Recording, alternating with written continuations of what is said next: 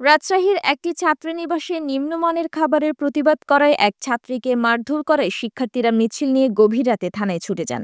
মিছিল থেকে তারা বিচার চেয়ে নানা স্লোগান দিতে থাকেন। থানায় গিয়ে ছাত্রীদের পক্ষ থেকে ছাত্রীনিবাসের মালিকসহ ৪ জনের নামে একটি মামলা দায়ের করা হয়। নগরের কাদিরগঞ্জ এলাকায় অবস্থিত ঝলক পলক নামের ছাত্রীনিবাসটিতে প্রায় ৩০০ জন ছাত্রী থাকেন।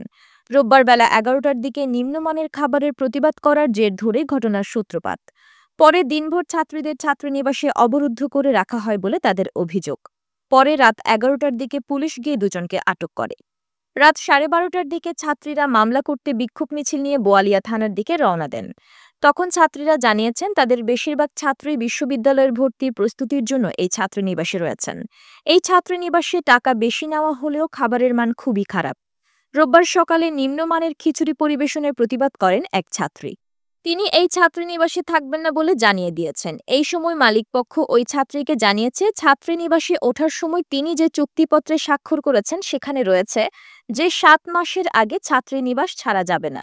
ওই ছাত্রীর চুক্তিপত্র দেখতে চাইলে মালিক জানিয়েছেন আইনজীবী ছাড়া এটা দেখা যাবে না। নিজের স্বাক্ষর করা চুক্তিপত্র দেখতে আইনজীবী লাগবে কেন, এমন প্রশ্ন তুললে ছাত্রীনিবাসের মালিক তার উপর ক্ষুব্ধ হয়ে ওঠেন।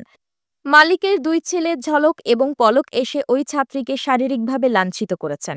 এতে অন্য ছাত্রীরাও বিক্ষুব্ধ হয়ে উঠলে ঝলক ও পলক তার বন্ধুদের নিয়ে গিয়ে ছাত্রীদের হুমকি দেন তারা তাদের রাজশাহীতেই থাকতে দেবেন না।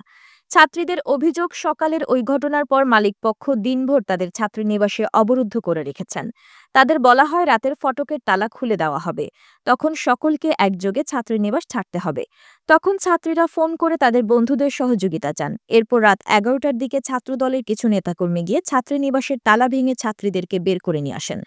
খবর পেয়ে সেখানে যান নগরের বোয়ালিয়া থানার ওসি মেহেদী মাসুদ। তিনি ছাত্রীনিবাস থেকে দুজনকে আটক করে নিয়ে যান। এই সময় মামলা করার জন্য ভুক্তভোগী ছাত্রীদের থানায় ডেকে আসেন।